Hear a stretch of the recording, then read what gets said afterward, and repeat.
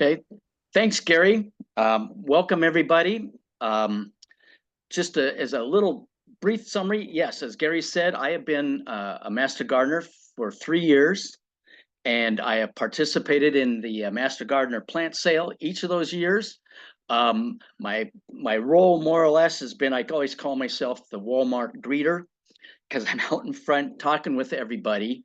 And part of this talk has been I put this together based on a lot of the questions that some people would be asking me as they get lined up and getting ready to get to the sale.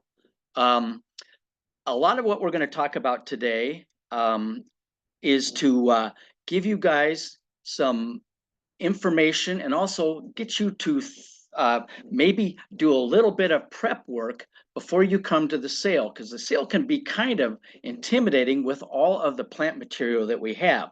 So I'm going to try and help today to maybe give you some suggestions on what you can do to maybe make it a little easier to make the decisions you're going to need to make when you come to our plant sale. So we're going to talk about where to plant your material on your property.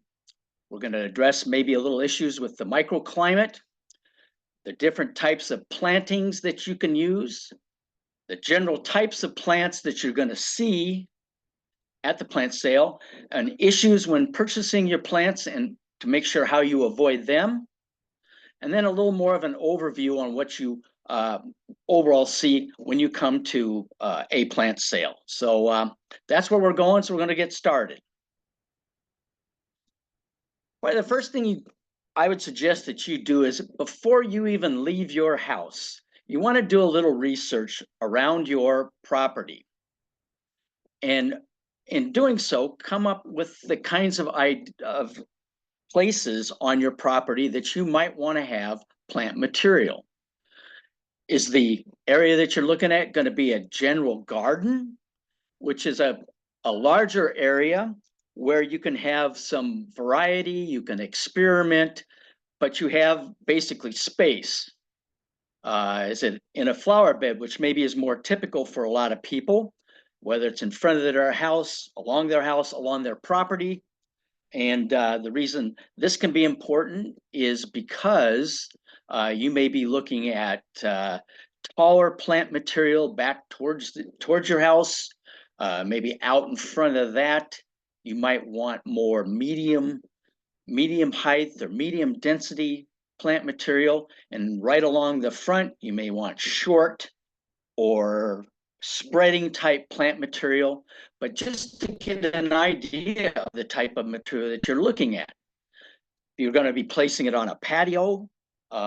Again, you'll have some different issues, particularly there. You're probably going to be looking at more maybe containerized plantings, whether it's pots or baskets or planting containers of some type. Same issue maybe with a deck. A deck, particularly along the eaves of a house, are perfect planting spots for such as hanging baskets and that type of material. So going through your property and looking in the spaces that you would like to fill with plant material can be very beneficial to help you starting to focus in on what you're going to be looking for when you get to our plant sale. Next thing you want to consider too is on your property, in fact, on anybody's property, around anybody's house, we all have what are called microclimates. And everybody thinks when you think of climate, you think here in the Northwest, it's either sunny or it's rainy. No, that is not the climate per se that we're talking about. I'm talking more about on your property, areas where you have a sunny location, one with very little shade or no shade at all, or perhaps you have under your trees or awnings and stuff, area that maybe is almost completely shade. Consequently, also you can have areas on your property that are wet. I use this example here of that's a pond. I wasn't necessarily meaning only just standing water, but parts of your property that can be very damp most of the year. And obviously, they can be different parts of our property also that can be quite dry. So understanding or looking at that particular aspect of your property can also give you hints. Sometimes I get people asking me questions about they're not sure about exactly what their microclimate is. It's probably maybe more of a combination of these areas. And my suggestion to those people are then that's why you're coming to our plant sale. And that's why we have the master gardeners here. Be sure if you have any questions like this, just ask the master gardeners. That'd be anybody with those blue hats on or the blue vests or the blue aprons. They're the people who can answer all those questions. I mean, beats the heck from going to the big box stores where there you're going to be on your own. No, you have a question regarding your microclimate, make sure you ask someone. Because the last thing I want you to do is make your purchases, you get all home excited and stuff, and find out that you're going to try and fight Mother Nature all summer. And I think, unfortunately, in that case, you're going to be disappointed. So if you're not sure what the climate in your area is, don't hesitate to ask us. Also, as a little side note on this, I can put a plug in for that. All of the plant material that you see here at our plant sale has been grown locally. And I mean locally, like right here in Kelso and Longview. So it really is designed right for this climate in this area. And that can be very helpful in making sure that your plantings at your home or property can be very successful. So that's first thing. Next thing was microclimate. Next thing I want to talk about is what are going to be the types of plantings that you're going to engage in on your property or around your home. Is it going to be a general garden area, as I had mentioned to you before, which gives you a lot of room, area that you can have somebody, if you're not sure about whether you would like to have this plant there, or you're not sure you like that plant, if it's a type of vegetable, you wonder, I wonder if I'm going to like this, you've got room to be able to kind of experiment with. And you don't have to be so worried about how it's going to fit, where it's containers and stuff like that. So that's general gardening. Second example I bring up, and this is maybe our most popular introduction, if you will, to raising things, particularly vegetables, around your home and on your property, and that's a raised bed. And again, you have some room, but you may have to be a little more selective depending on what exactly types of things that you're looking at growing. If you don't know what works real well in a raised bed, the good thing about raised beds, there aren't too much plant material that doesn't thrive in that, particularly with the ability to really control the type of soil you have, the fertilization level of it, the water. It's very, very convenient to do that with raised beds. Another type of very popular planting would be obviously in pots. Before I was talking about like on patios. Pots allow you to have all kinds of varieties. You can pretty much put them almost anywhere, so you can maximize space on your property. Also, there are some plant material that actually is very accommodating to being placed in pots, both flowers and vegetables. So it gives you a lot of flexibility. And again, kind of understanding the habit of the plants that you want to plant can be beneficial in how you're going to use those. Particularly in this example I put here, you have a pot that are obviously set on a table. It includes some upright flowers, maybe some fairly bushy flowers, and then you also see the trailing down or hanging down plants that come down the front of the pot. This can be very, very beneficial and have a very pleasing arrangement. So again, the use of pots can give you a lot of versatility. My last example is hanging baskets. If you look over on the right, you see the overhanging, it looks like a gazebo kind of area. Those types of structures are very, very accommodating to hanging plants. And again, similar to pots, hanging plants, maybe not so tall a material would you put in, but you definitely want to look for bushy, maybe some trailing down types of plant material that fill those baskets quite well. I wanted to divide up when you come to a plant sale. Basically, we have two large groups of plants. We have vegetables and we have flowers. And in each of those two groups, you'll have annuals and you'll have perennials. Just a quick informational quote here is, the difference is what? Well, annuals, by their name, are plants that grow every year, and they have to be replanted new every year. They have a tendency to be the heavy producers, and it's kind of like a one and done. When we're done for the year, they're done. Whereas perennials, you plant them once and you tend to them, and they will continue to come back year after year after year.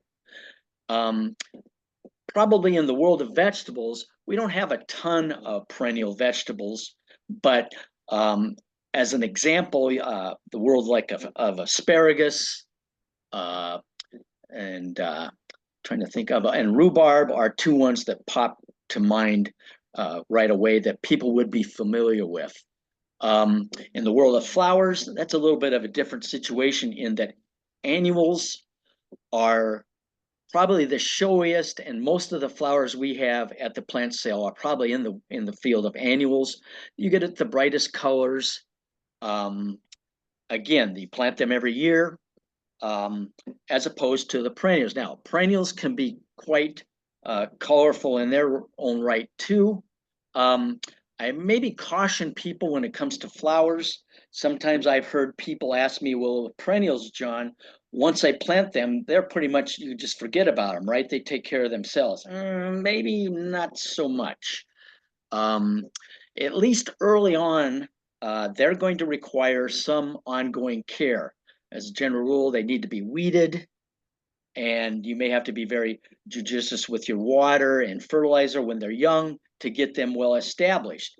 With that being the case, you may want to remember too that once you have them established there, they can be a relatively permanent part of your landscape and or gardening. So those are the two main types of plants you're going to see in the world of vegetables and flowers.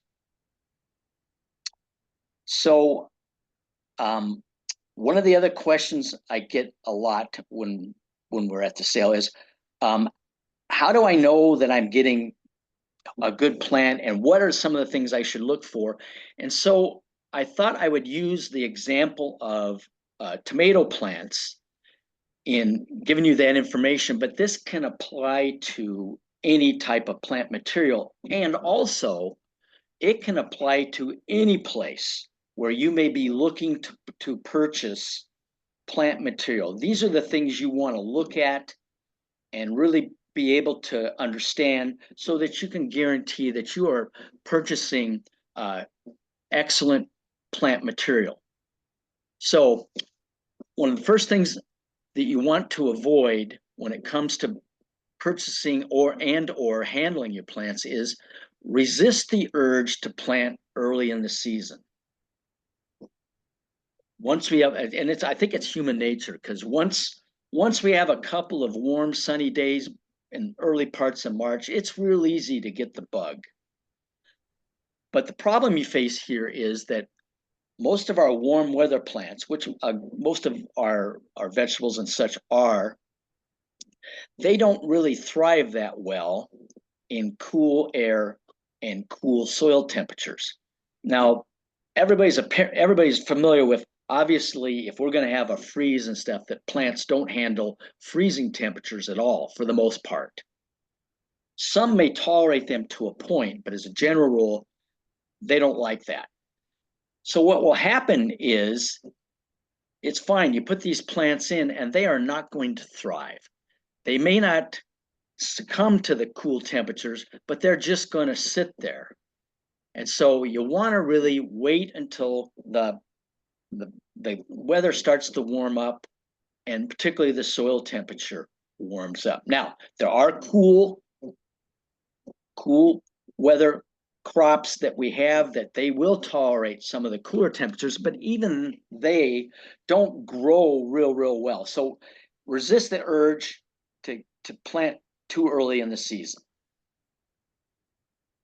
Another situation where I think we're maybe all a little bit prone to this is you're in a plant sale and you see big plants versus smaller plants. And you think, well, purchasing a big plant, I'm getting more plant for my money. Well, that, I guess, sheer volume, that may be true, but that's not really what you want to be looking for, because quite often, if you purchase a great big plant or a very big bushy plant, it can be quite likely that they're already root bound. And this can be a problem in eventually how well they thrive down the road. So bigger does not mean better.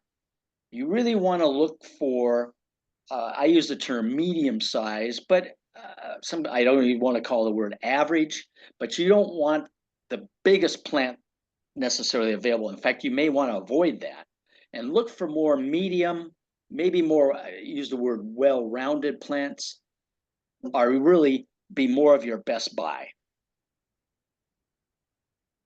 By the same token, and it's pretty easy, don't resist the urge to purchase plants that are too small, no matter how well they may have them on sale.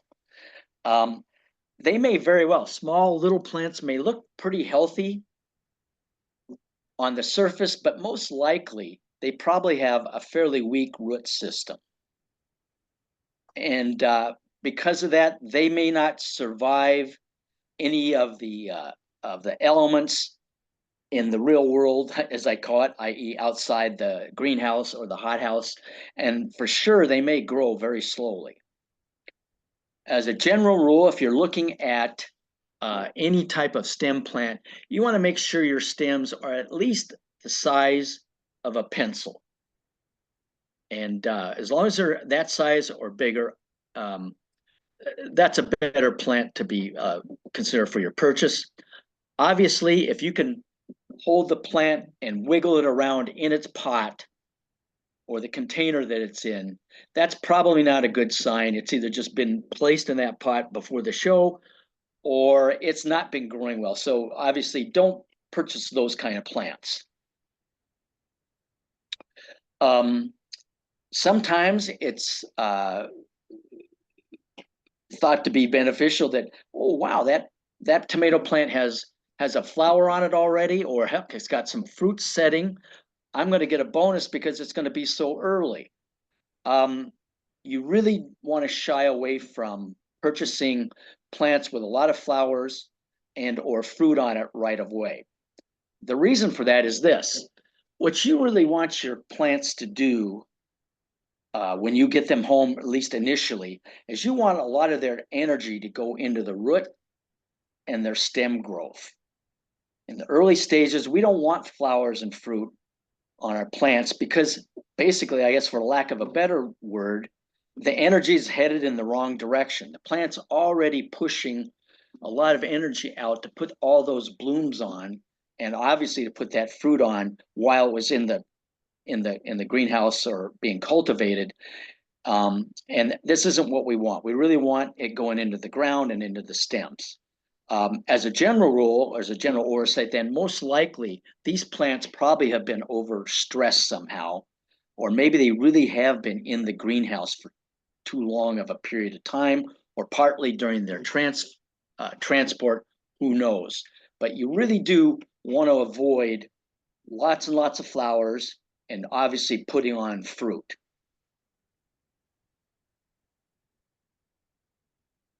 This one's probably a pretty easy one. As a general rule, always look at your plants, checking them for any kind of blemishes, crooked stems, or anything of that kind, because that's going to be suggesting either damage or perhaps a disease.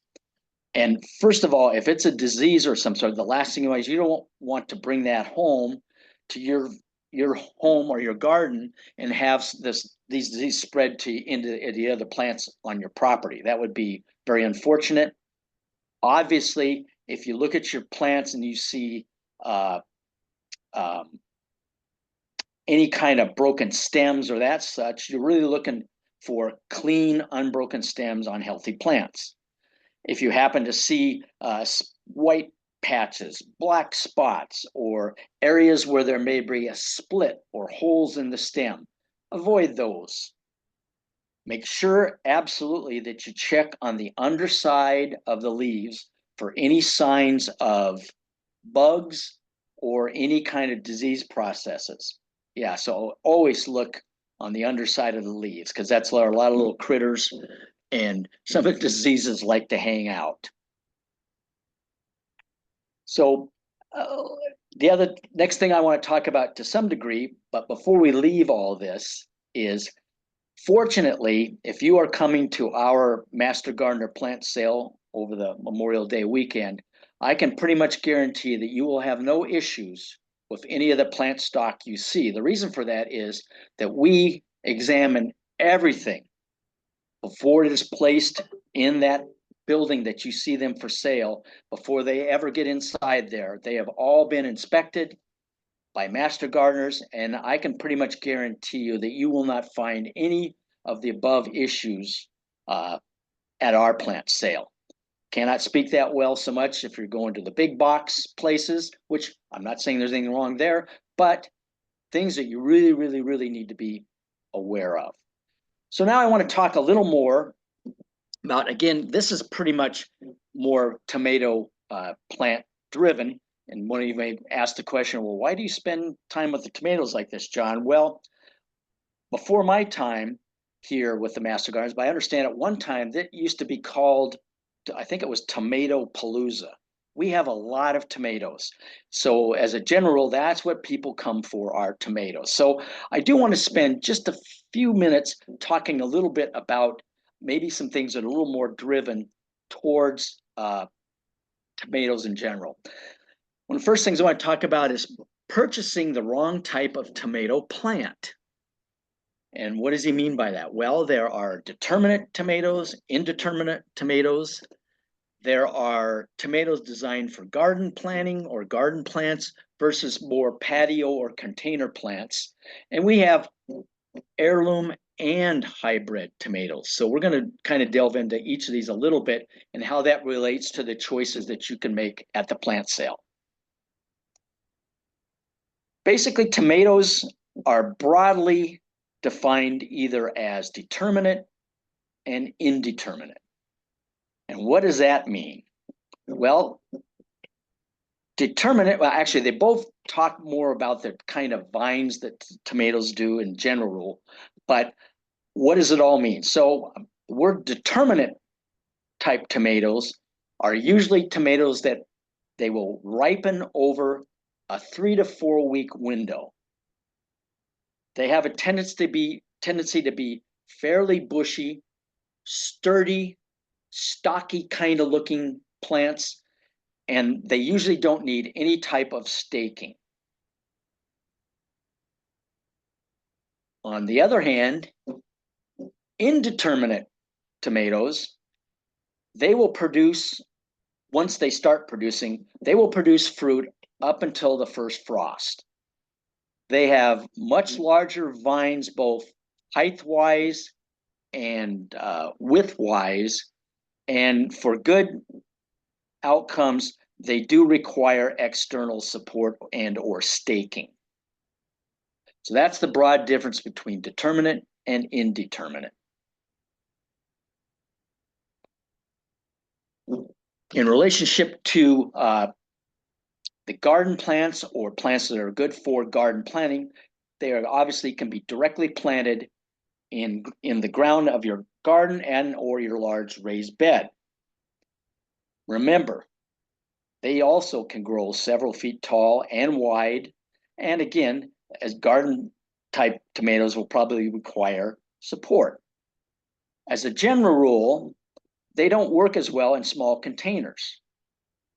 And they have a tendency to become root bound. They can just not thrive. They grow poorly, have a tendency to produce fewer tomatoes. You can, in some circumstances, take these kind of plants, you can prune them so that they fit better into any given space where you might use them. But again, remember, you have to prune them maybe so hard that that goes back to producing fewer tomatoes because you need to make it fit in a certain space. As you see in this example here, that's a raised bed. You can see the support structure, and you can get a big crop out of these quite well. Now, there are tomatoes that actually, varieties that are actually designed to actually thrive in containers and pots. They quite often have the label patio on them, or in some places they're called compact tomato plants. They're designed for more limited spaces, both as far as what they grow in and where you place them. They usually don't get very big, and they don't need a ton of room to grow and produce quite well. They are the type of tomato plants that would be perfect for places like balconies, patios, small decks. If you have an apartment or something where you really don't have that big of a deck, to have a patio tomato there would be probably a perfect location for that. Additionally, when we're talking about tomatoes, one of the questions we always get, do you guys have heirloom tomatoes versus hybrid tomatoes? And so I always get a question, what's the difference between the two? So that's why we have this slide here. So as a definition purpose, heirloom tomatoes are always grown from seed. They are what we call open-air pollinated. They're at least, as a general rule, 50 years old or older. And the people that are big fans of heirloom tomatoes claim that they have superior tomato flavor. In the world of as opposed to that, we have hybrid tomatoes, which probably are the most common or more common today in most places. They have been bred specifically for better disease resistance. They have a better overall fruit appearance, and the performance of the plants in general are more consistent. A lot of people feel that they are a much better choice for a new gardener, or if you're really concerned about having all your ducks in a row and get your best crop. If you notice in the slide up here, I threw a couple pictures of, if you look at the green tomatoes there, that's actually the ripe, but quite often heirloom tomatoes can have, the fruit itself isn't going to be perfect. Doesn't mean it doesn't taste great, and has nothing to do, I mean, they're still great, it's great fruit, but it doesn't look picture perfect. So if you have any issues with that, I would suggest, like you said, that a hybrid brand will be the way to go, because their fruit's much more consistent. It's much more likely what you're going to see in the store. So that's the difference between heirloom tomatoes and hybrid tomatoes. So, and when you come to the plant sale, what are the type of tomatoes that you're going to see? We do have hybrid, and we do have heirloom tomatoes, so you'll absolutely see that. You will see that we have cherry and or grape size tomatoes, and exactly as the name suggests, these are tomatoes the size of cherries and the size of grapes. They are usually very sweet, and they are good for snacking. And in my opinion, if there was only going to be one type of tomato that you grow, and and because of your location or whatever, if you were only going to grow one type of tomato, I would suggest very strongly that you grow cherry or grape tomatoes, particularly cherry tomatoes. The hybridization and stuff now, some of the varieties of cherry tomatoes are so sweet that it's virtually like eating candy. And they're easy to grow. And so just that's so they'll see that at the plant sale, cherry and grape tomatoes. In addition to that, we'll have a lot of the classic Roma tomatoes, and now the new, more modern version of that called the saucer tomatoes. These types of tomatoes are excellent for canning and salsa. They're usually more of an oblong or round shape. They have somewhat thick skins, and they have a lot of pulp and very few seeds, which is why they're so good for the canning and the salsa. The other type of tomato that you're going to see are the slicing tomatoes, which include the heirloom version, the beefsteak tomato, which are probably the most heirlooms that we have. These tomatoes can be quite sizable.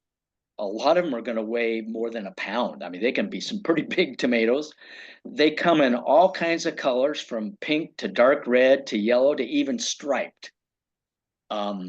These are the type of tomatoes that taste real good on your hamburgers and your sandwiches. And they have a multitude of a variety of colors, just a huge variety of color. So that's kind of the world of tomatoes that you're going to see at the plant sale. Probably the next most plant material we will have will probably be peppers. Excuse me. And we will have 3 types of peppers available. We will have mild tomatoes, excuse me, peppers. We will have hot peppers, and we'll have sweet peppers. This is really all in an individual perspective. I mean, I've had people come to sale that they can't wait to get to the hot peppers, and that's all well and good. I myself have a tendency to be more of a mild to sweet pepper person, but we will have a wide selection of all the varieties. We'll also have cucumbers available in a fairly large quantity, and we'll have 2 big categories of cucumbers available. We'll have slicing cucumbers, which are probably the most popular type cucumber that people grow. They can get up to 8-10 inches long, depending how old they get, and they are great for salads. Some people have asked us, and I get this question asked me, well, John, if I plant slicing cucumbers and I just pick them when they're real small, do they make good pickling cucumbers? Not being an expert at that, but not having seen other types of applications, I have seen where people take slicing cucumbers, slice them into chips, and they can make, I believe they call them the kind of pickles that you have in your refrigerator. You just refrigerate them. You don't put them in a water bath and can them. Slicing cucumbers can work very well for that. But if you want pickles, you really should buy pickling cucumbers. They are grown very specifically for that function, and you want to pick them when they're medium sized. Actually, the same thing with the slicing cucumbers. You really want to pick them when they're small to medium size. They have better flavor, and you will continue to get more and more fruit from your plants if you keep picking them and don't let them get real large. So those will be the 2 types of cucumbers that you're going to see at the plant sale. In addition to that, we will have a fairly large assortment of squash. And one of our favorite and probably most popular squash, of course, will be the zucchini. We will have both zucchini and the classic yellow summer squash.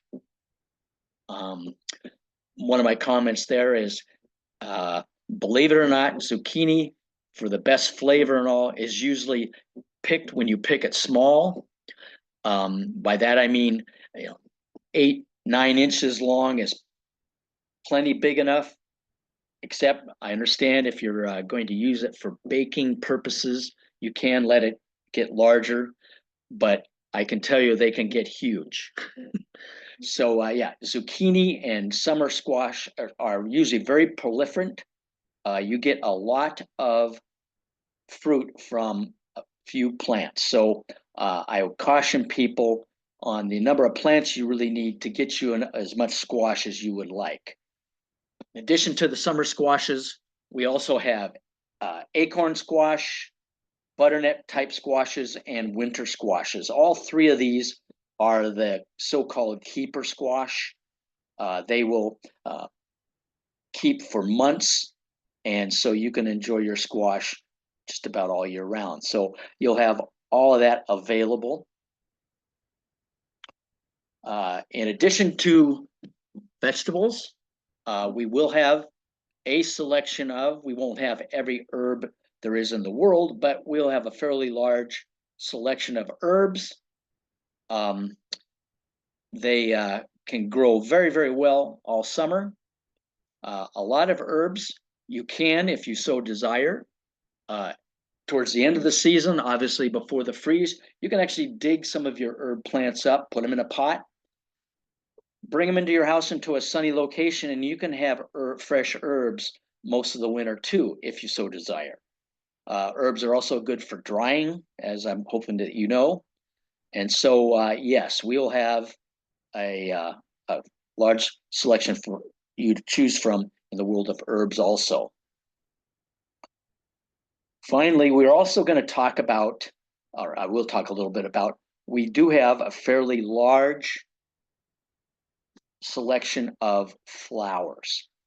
As a general rule, most of our flowers will probably have we'll have more annuals than perennials. We'll have some perennials, but having annuals will have very bright and colorful blooms.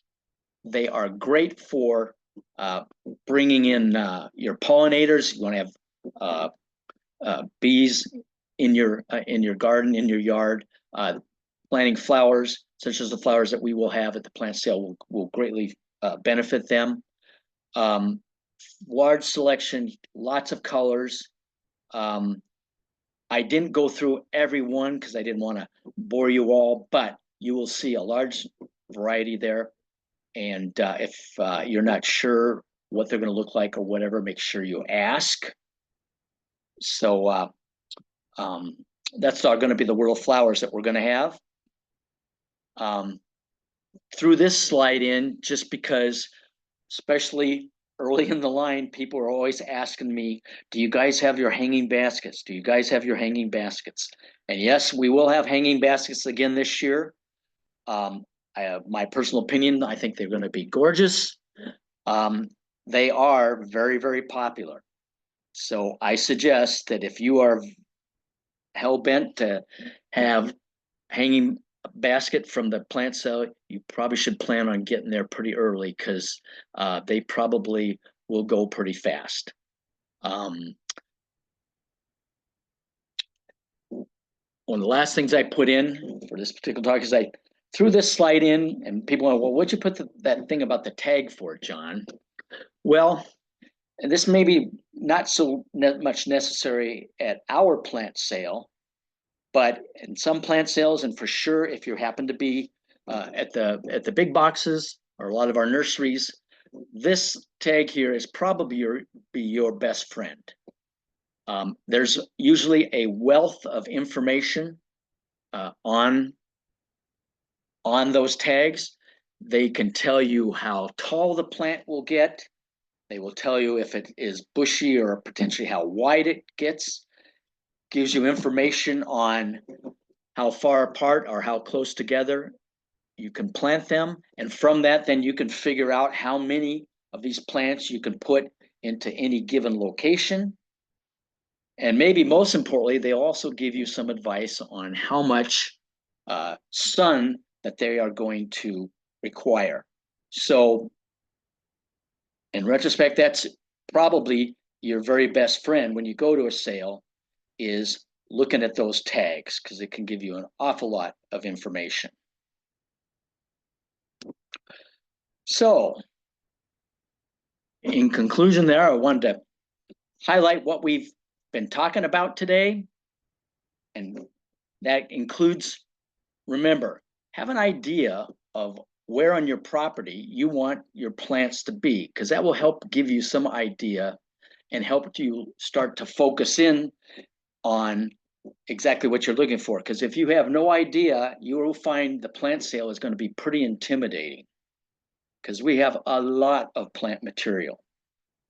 Along those same lines, make sure you understand the climate and the particular conditions on your property where you want to put your plants. What type of a structure or container or whatever are you going to plant your plant material in? Keep an eye on things so that you can avoid very common issues with your plants. And again, as I mentioned before, you're going to find a very large variety of plants, and it can be very intimidating when you walk into our sale. So what you're looking at, if it's confusing or you're not sure, or you, for whatever reason, if you're hesitant at all, please ask questions. There's going to be a lot of people there that can help you. These people are very knowledgeable, and they can really make this a pretty pleasant experience for you. So remember, always ask questions, ask questions, ask questions. And absolutely, at the end of the day or at the end of the sale, please come down to our sale and have fun.